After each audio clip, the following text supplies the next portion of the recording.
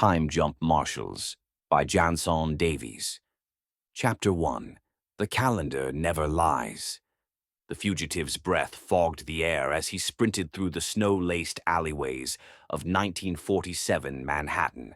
Neon signs flickered overhead, cigars burlesque, radio repair, but none offered sanctuary. Behind him, the hum of a temporal breach crackled like static in a thunderstorm. Tara Seaver stepped through the rift first, boots crunching on frost-bitten cobblestones. Her coat was tailored for the decade, but the chrono pistol at her hip was pure 26th century tech. Clint McBride followed, adjusting his fedora with one hand and scanning the alley with the other. His eyes glinted with the kind of calm that only came from chasing time jumpers across centuries. "Target's name is John Grove," Tara said, voice clipped. "Convicted of temporal fraud, witness tampering, and unauthorized displacement. Last seen in 2091, vanished into the 1940s. Clint smirked. Guy traded post-scarcity for post-war. Bold. They moved like predators, silent, precise, practiced. The alley opened into a backlot behind a jazz club, where John was cornered between a dumpster and a brick wall tagged with wartime propaganda. "You don't have to do this," John pleaded, hands raised. "I didn't hurt anyone. I just wanted a clean slate." Tara's chrono pistol hummed to life. "You rewrote 3 lives. One of them was scheduled for witness relocation. You knew the rules." John's eyes darted. "I can pay. I've got credits stashed in 2134. You can take them." "Start over." Clint stepped forward. "We're not bounty hunters, John. We're time marshals. We don't take bribes. We take you back." John lunged, but time slowed. Tara fired. The chrono net wrapped around him mid-motion, freezing him in a stasis bubble that shimmered like glass. He collapsed, unconscious, suspended in a moment that no longer belonged to him. Clint exhaled. 1 down, 9 to go. Tara tapped her wristband. A holographic calendar bloomed into view, dates glowing in red, green, and gold. Next fugitives in the Old West. But we've got a witness relocation scheduled first.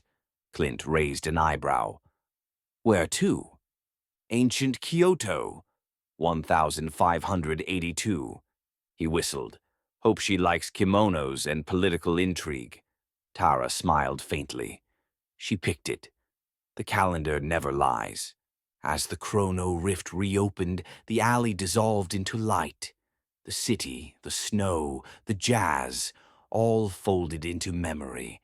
The marshal stepped through time, chasing justice across centuries, knowing that every jump carried consequences, and somewhere, in a time not yet written, someone else was watching, waiting, plotting. Chapter 2.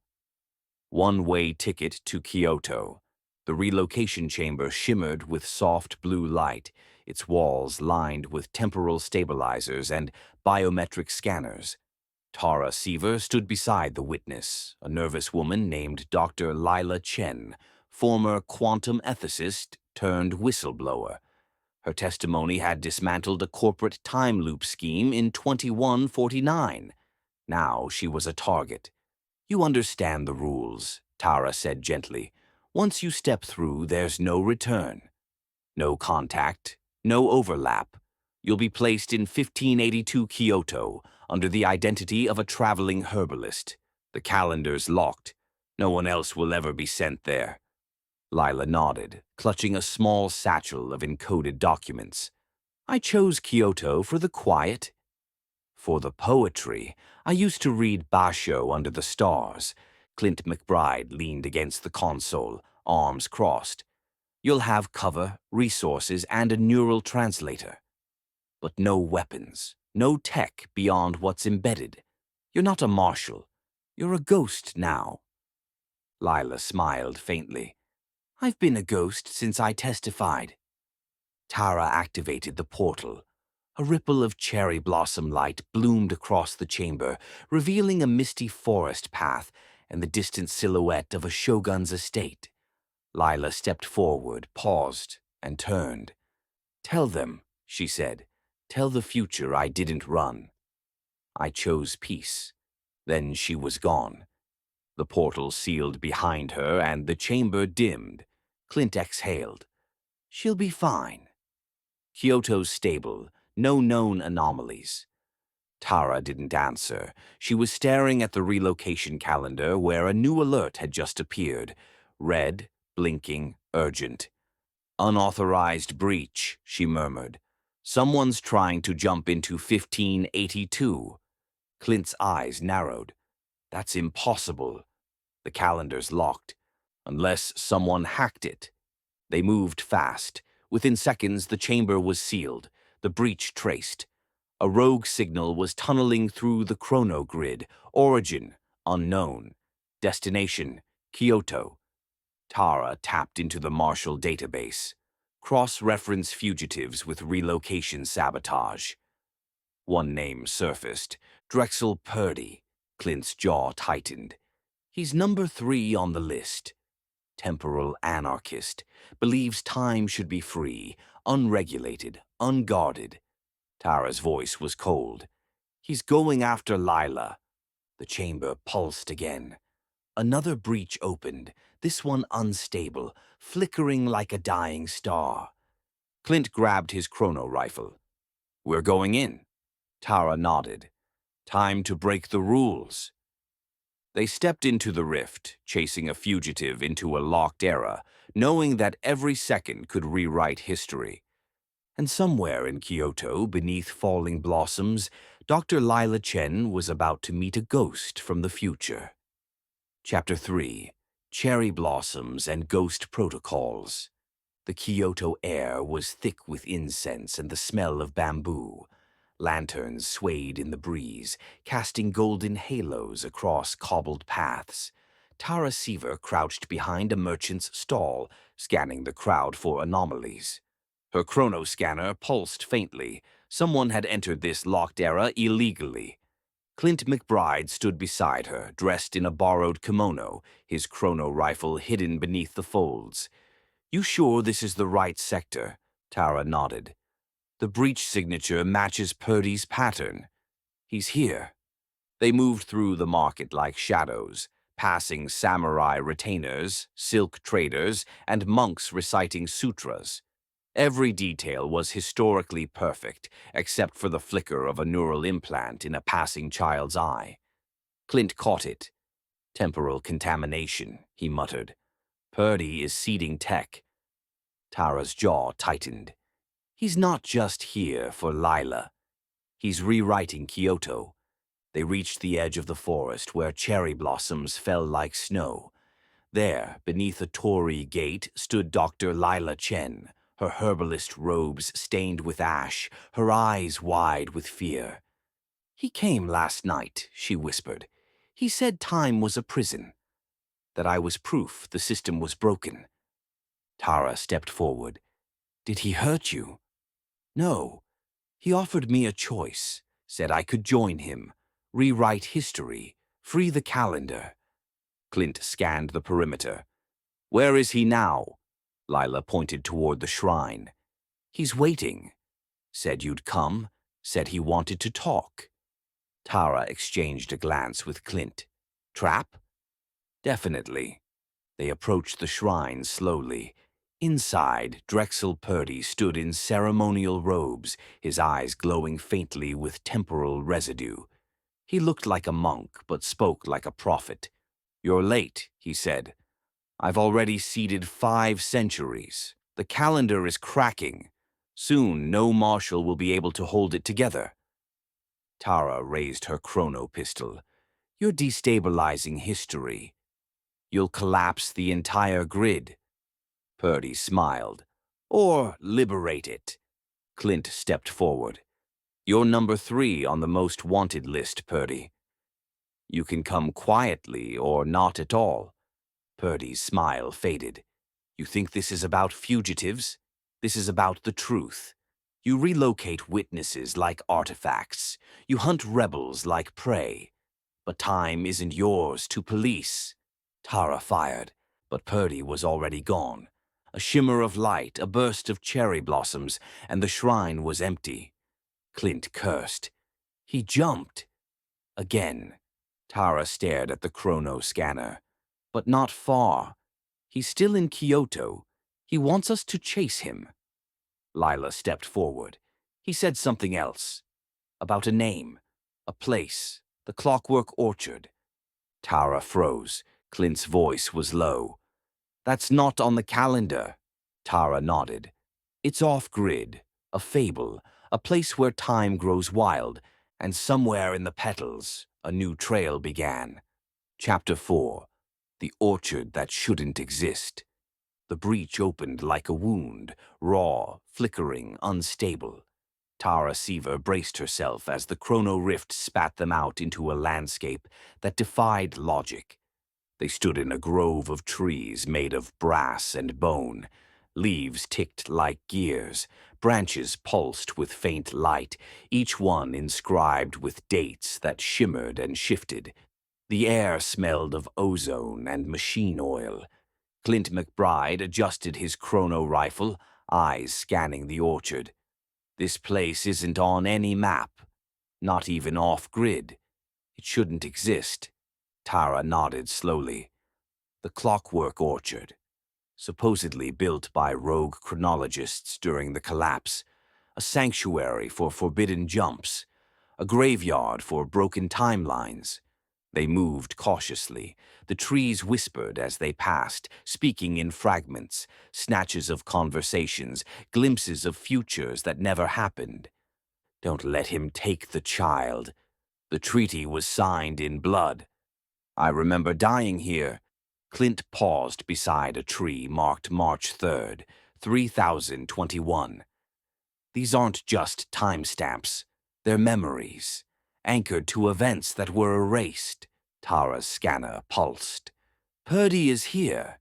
His signals nested in the orchard's core. They reached a clearing where time bent visibly. Objects flickered between centuries, a samurai sword morphing into a plasma blade, a Victorian phonograph warping into a neural broadcaster. And in the center stood Drexel Purdy. He was calm, serene, his robes now woven from strands of time itself. You followed me into the orchard, he said. You're braver than I thought, or more desperate. Tara raised her weapon. You breached a locked relocation. You endangered a witness. You seeded tech into a sacred era. Purdy smiled. And yet, here we are, in a place that shouldn't be, a place your Marshal Service buried. Why? Clint stepped forward. Because it's unstable. Dangerous. It was built to manipulate time emotionally, not structurally. It reacts to memory, to trauma. Purdy's eyes gleamed. Exactly. It's alive, and it remembers everything your service erased. He gestured, and the trees responded. Images bloomed in the air. A child displaced to the wrong century, a family torn apart by a misfiled relocation, a marshal who vanished mid-jump and was never recovered. Tara flinched. One of the images was her brother. You're not here to liberate time, she said. You're here to weaponize it. Purdy's voice was soft. I'm here to make it feel. The orchard pulsed. The ground trembled. A rupture opened beneath them, another breach. But this one wasn't Purdy's. It was the Marshal Service. They were locking the orchard down. Clint grabbed Tara's arm. We have 60 seconds before this place collapses. Purdy didn't move. You can take me, but the orchard will remember you, and one day it will call you back. Tara fired. The chrononet wrapped around him, but the trees screamed. Time buckled. The orchard began to fold inward, collapsing into itself. They jumped, and behind them, the Clockwork Orchard vanished, leaving only echoes. Chapter 5. Echoes in the System. The debrief room was sterile, silent, and far too bright. Tara Seaver sat across from Director Kallstrom, her chrono pistol confiscated, her badge suspended. Clint McBride stood beside her, arms folded, jaw clenched. "You breached a locked era," Kallstrom said, voice like ice. "You entered the Clockwork Orchard without clearance. You destabilized 3 sectors and triggered a memory cascade in the 22nd century grid." Tara didn't flinch. "We stopped Drexel Purdy. He was rewriting Kyoto. He accessed relocation data. He saw the calendar." Kallstrom leaned forward. "And now the Orchard remembers you. It's echoing your signature across the system. We're getting phantom jumps, ghost relocations. Time is bleeding." Clint stepped in. "Then fix the Orchard. Reinforce the grid. Don't punish the people who stopped a collapse." Kallstrom's eyes narrowed. "You think this is about punishment? This is about containment." Purdy was just the beginning. Someone gave him access, someone inside. Tara froze. "You think there's a leak?" Kallstrom nodded.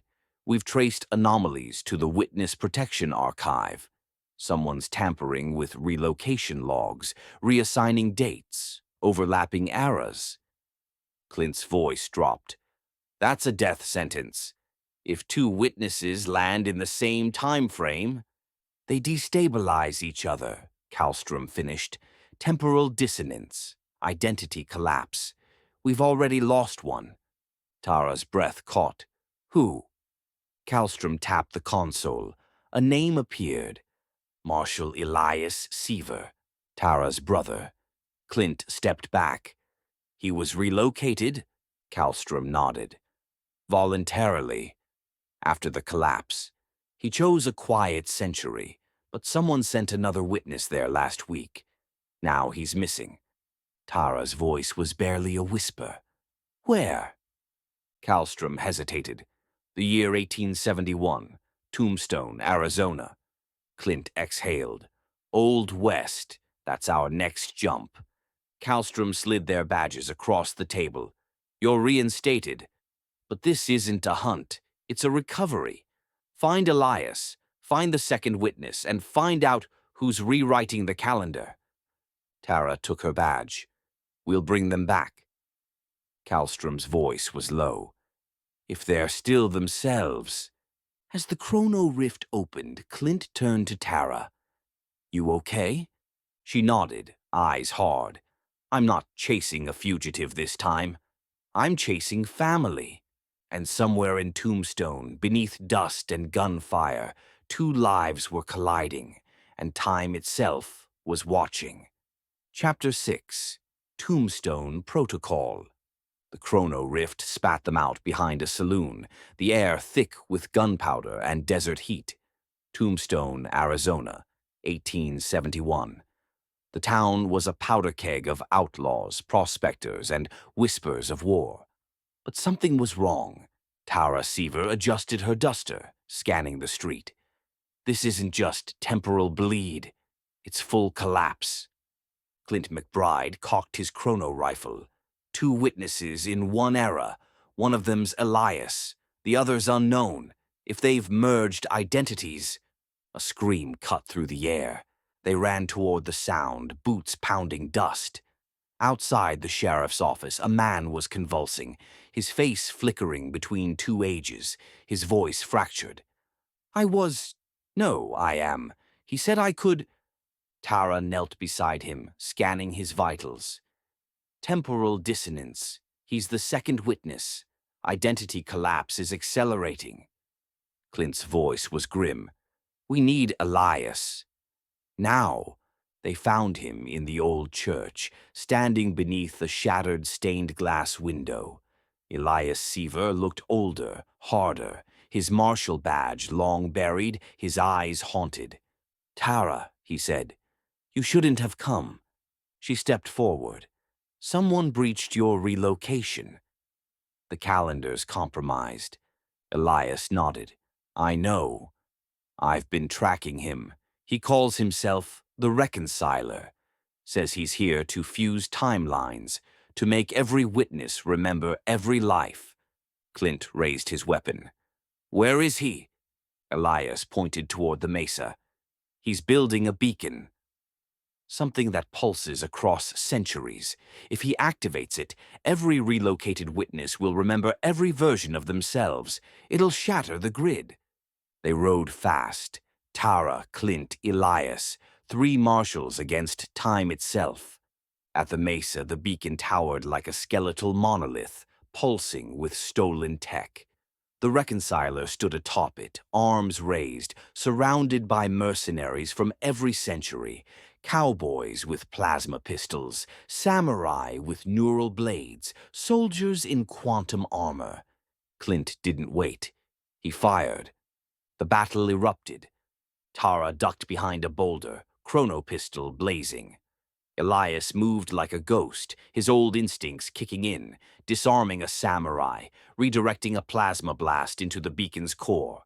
Clint took down 2 mercs with a single shot, then tackled a third into the dust. The reconciler activated the beacon. Time screamed. Tara felt her memories fracture, versions of herself she'd never lived, lives she'd never chosen. A mother in 2091, a rebel in 3012, a poet in 1843. She fought through it, aimed and fired. The beacon exploded. The mercenaries vanished, pulled back into their rightful eras. The reconciler collapsed, his body flickering between identities before stabilizing into silence. Elias knelt beside him. He was a witness. Relocated too many times, he remembered everything, and it broke him. Tara looked at her brother. Why did you choose exile? Elias's voice was quiet. Because I saw what the service was becoming. And I knew someone had to remember the cost. Clint stepped forward. We need to fix the calendar before someone else weaponizes memory. Tara nodded. But first, we bury the dead. And somewhere in the dust, the echoes of battle faded. But the war for time was just beginning. Chapter 7. The Ones Who Rewrite. The dust hadn't settled. Back at the Marshall outpost, Clint McBride paced the war room, boots echoing against steel. The tombstone breach had triggered a cascade, 5 relocation zones destabilized, 2 witnesses missing, and 1 fugitive unaccounted for. Tara Seaver stood at the central console, reviewing the beacon's data fragments. The reconciler wasn't working alone. Someone fed him relocation codes, someone inside. Clint stopped pacing. You think it's a marshal? Tara nodded. Not just a rogue. A strategist. Someone rewriting the calendar from the inside. A name surfaced on the console. Marshal Lacey Mills. Clint frowned. She went dark after the collapse, said she was reassigned to deep time surveillance. Tara's voice was cold. She wasn't reassigned. She disappeared. And now her signature's embedded in the beacon's architecture. Before Clint could respond, the outpost alarms blared. Unauthorized jump detected, the system announced. Destination 2046. Location, New York City. Fugitive Lacey Mills. Tara grabbed her chrono pistol. She's baiting us. Clint loaded his rifle. Then let's bite. They jumped. The city was chaos. 2046 had never been stable. Post-quantum riots, fractured governance, and corporate militias patrolling the streets. The Marshals landed in Midtown, where a protest had just turned violent. Smoke curled from overturned hover cars. Drones buzzed overhead. Lacey Mills stood atop a news tower, broadcasting live. To every witness who was relocated, she said, voice amplified across the skyline, you were erased, rewritten, buried. I offer you memory. I offer you truth. Tara aimed. She's triggering mass recall. Clint fired first. The shot clipped the tower's edge, sending Lacey diving behind a transmitter. Her guards opened fire, plasma rounds and kinetic slugs tearing through the air. Tara rolled into cover, returning fire with precision. Clint took the high ground, picking off snipers with brutal efficiency. Lacey emerged, bleeding but defiant. "You think you're preserving time," she shouted, "but you're preserving control. The calendar is a cage." Tara advanced. "You were a marshal. You swore to protect the timeline." Lacey's eyes burned. "I swore to protect people. And we failed." She activated a device, a memory spike. Across the city, witnesses began convulsing, remembering lives they'd never lived. A child screamed. An old man collapsed. A woman began speaking in 3 languages at once. Clint tackled Lacey, disarming her with a brutal elbow strike. Tara disabled the spike, but the damage was done. Lacey lay on the rooftop, breathing hard. "You can arrest me. But the calendar's already cracking, and when it breaks, every lie you buried will surface." Tara stared down at her. "Then we'll face it." "But not like this." They jumped. Back at the outpost, Lacey was placed in stasis. The calendar was quarantined, but the echoes remained. Clint turned to Tara. "She's right about one thing. We've buried too much." Tara nodded. "Then it's time to dig." And somewhere in the archives, a forgotten relocation file began to glow. Chapter 8. The Architect's Signature. The archive was buried beneath the Marshal Service's oldest outpost, a vault sealed since the collapse. Tara Seaver and Clint McBride descended through layers of forgotten tech and fractured timelines, each corridor lit by flickering memory nodes. "This place predates the service," Clint muttered. "Some of these systems are pre-quantum, analog, like they were built to be forgotten." Tara scanned the walls. "It's not just forgotten. It's buried. Someone wanted this erased." They reached the central chamber, a circular room lined with relocation calendars from every century. But one stood apart. It pulsed faintly, its dates shifting in real time. A signature glowed at the bottom. Arthur Randolph. Clint frowned. "Never heard of him." Tara's voice was low. "He's not in the Marshal database, but he's in the Orchard's memory. Purdy mentioned him before the collapse, said Randolph didn't just build the calendar, he designed the rules." They activated the node. A holographic recording flickered to life. A man in a long coat, eyes sharp with conviction, stood before a prototype calendar. "I am not a marshal," he said. "I am a cartographer of time. The calendar is not a prison. It is a map, but maps can be redrawn." Tara leaned in. "He's not just a designer. He's a revisionist." The recording continued. "Every relocation is a compromise, every fugitive a symptom. The calendar must evolve, and if the service cannot adapt, it must be replaced." Clint stepped back. "He's the architect of the breach. Not just Purdy, not just Lacey. Randolph's the one rewriting the grid." Suddenly, the chamber pulsed. A breach opened, unauthorized, unstable. A figure stepped through. Not Randolph. A child. She looked no older than 10, but her eyes shimmered with centuries. Her voice was calm. "He's coming," she said. "He's rewriting the end." Tara knelt. "Who are you?" The child smiled. "I'm a witness, but I remember too much." She collapsed. Clint scanned her vitals. "She's been relocated multiple times. Someone's testing memory layering, like Lacey's spike, but deeper." Tara stared at the calendar. "Randolph's not just rewriting time. He's rewriting identity. He's building something." Clint's voice was grim. "Then we need to find him before he finishes." And somewhere in a century not yet charted, Arthur Randolph was watching, smiling, and writing the next chapter of time. Chapter 9. The Trail of the Unwritten. The breach was unstable. Randolph's signature pulsed across 5 centuries, each jump stitched together like a broken melody. Tara Seaver stood at the edge of the chrono grid, her scanner blinking erratically. "He's not just jumping," she said. "He's composing. Each era is a stanza, each event a note." Clint McBride checked his chrono rifle. "Then let's play catch-up." They jumped. 1. Florence, 1492. The Renaissance city shimmered with candlelight and conspiracy.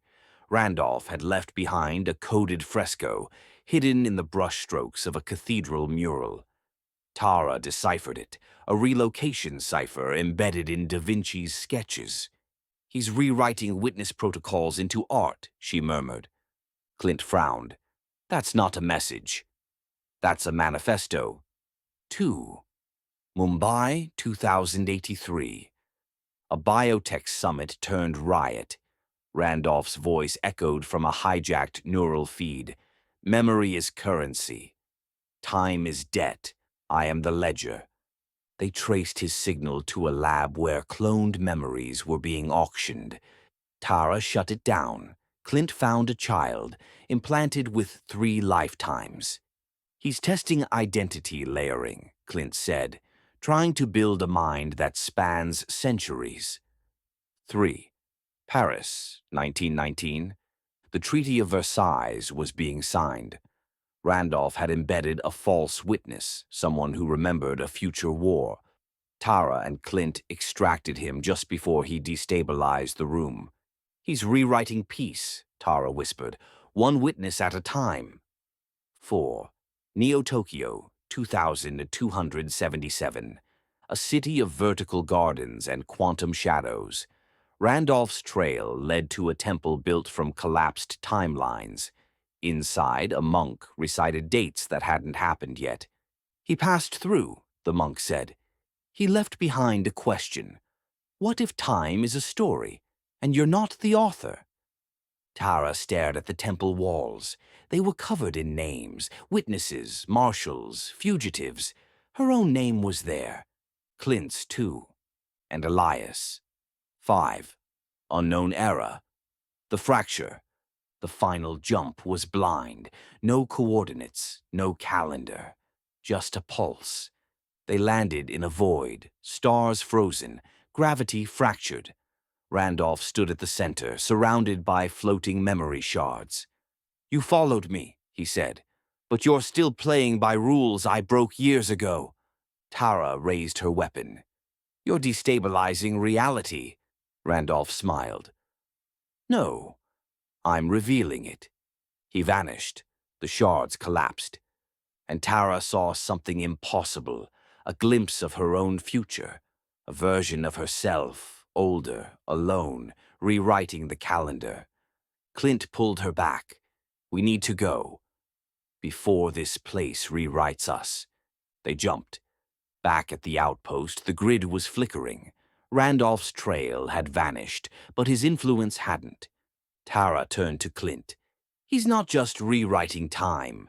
He's rewriting us." And somewhere in a timeline not yet born, Randolph was waiting, with the next chapter already written. Chapter 10. The Tribunal of Echoes.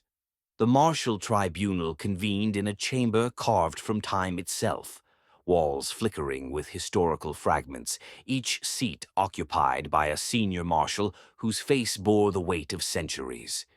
Tara Seaver and Clint McBride stood before them, flanked by holographic evidence and the silent presence of Elias Seaver. Director Kallstrom presided. "You've chased fugitives across eras, breached locked relocations, entered the clockwork orchard, and now you claim the calendar itself is compromised." Tara didn't flinch. "Not compromised. Rewritten. Randolph isn't just a fugitive. He's the architect, and he's building something we don't understand." Clint stepped forward. "He's layering identities, testing memory resilience. He's trying to create a mind that spans centuries." Marshal Vincent, the oldest among them, leaned in. "And what do you propose? That we shut down the calendar? Abandon witness protection? Let time run wild?" Tara's voice was steady. "I propose we stop pretending we're in control." The room fell silent. Then Elias spoke. "Randolph's next breach is already forming. He's targeting the calendar's origin point, the first relocation. If he rewrites that, every jump collapses." Kallstrom's eyes narrowed. "Where?" Elias hesitated. "Year zero." Gasps rippled through the tribunal. Year zero wasn't a date. It was a myth. The moment the calendar was born, the first sanctioned jump, the first witness. Tara turned to Clint. "We have to go." Kallstrom stepped down. "You'll be stripped of rank. No backup, no extraction. If you jump to year zero, you're on your own." Clint nodded. "Wouldn't be the first time." They jumped. The breach was unlike any they'd seen, raw, primal, unfiltered. They landed in a world half-formed, where time hadn't settled. The sky flickered between ice age and industrial smog. The ground pulsed with memory. And there, at the center of it all, stood Randolph. He wasn't alone. Beside him stood the first witness, a woman whose face shimmered with every identity ever relocated. She was the origin, the template, and Randolph was rewriting her. "You're too late," he said. "She remembers everything now. Every life, every lie." Tara raised her weapon. "You rewrite her, you rewrite us all." Randolph smiled. "Exactly." The battle was brutal. Clint fought through collapsing terrain, dodging memory spikes and fractured physics. Tara reached the witness, trying to stabilize her identity. Randolph unleashed a pulse, every relocation echoing at once, every witness screaming across time. Tara activated her chronocore. She didn't fire, she remembered. She showed the witness her own memories, loss, justice, sacrifice. She layered truth over fiction, emotion over manipulation. The witness stabilized. Randolph screamed. Time collapsed. And then, silence. They woke in the outpost. The calendar was intact. But something had changed. Tara looked at her scanner. A new date had appeared. Year 1. And somewhere in that unwritten future, the next chapter waited. Chapter 11. Year 1. The breach to Year 1 was unlike any Tara Seaver had ever felt. No static, no pulse, just silence. Pure, unfiltered time. She and Clint McBride emerged into a world that felt untouched, like the first breath after creation. The sky was a blank canvas. The ground shimmered with possibility. No buildings, no records. Just a single structure, a stone obelisk inscribed with one word. Witness. Clint approached it slowly. This is it. The origin. The moment the calendar began. Tara scanned the area. No signs of Randolph. No tech. No traps. But then the obelisk pulsed. A figure emerged, not Randolph, but a projection. A memory. It was the first witness, her form stabilized, her voice calm. "You came to stop a rewrite," she said, "but time doesn't need protection. It needs stewardship." Tara stepped forward. Randolph tried to weaponize memory, to fracture identity, to rewrite the calendar. The witness nodded. "And you preserved it. But now you must choose." The obelisk split open, revealing two paths, one leading back to the Marshal service, the other to a new calendar, one that allowed witnesses to remember, to evolve. Clint looked at Tara. "If we choose the new calendar, we change everything. No more erasure, no more exile, just truth." Tara's eyes were steady. "But truth comes with pain, with consequences." Elias Seaver's voice echoed from the breach behind them. "And with healing." Tara reached for the new calendar. It pulsed. Across the timeline, witnesses stirred. Memories returned, not all at once, not violently, but gently. A child remembered her real name. A poet recalled the war she'd fled. A fugitive forgave himself. The Marshal Service adapted.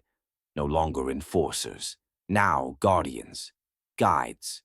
Tara and Clint returned to the outpost, not as hunters, but as stewards. Kallstrom met them at the gate. "You rewrote the ending," Tara smiled. "No, we gave it a beginning. And somewhere, in a century not yet written, a new kind of marshal was born. One who didn't chase fugitives, one who chased truth." Chapter 12. The Curator's Oath. The calendar pulsed with quiet certainty. No longer a cage, no longer a ledger. It had become a living archive. Each relocation now carried memory, choice, and truth. The Marshal Service had changed, and so had Tara Seaver.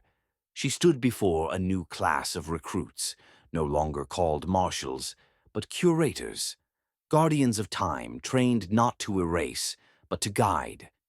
"You won't chase fugitives," she said. "You'll chase understanding. You'll protect the fragile threads of identity across centuries. You'll listen." Clint McBride watched from the back, arms folded, a faint smile on his face. He'd declined promotion, chose field work, chose grit, chose the edge.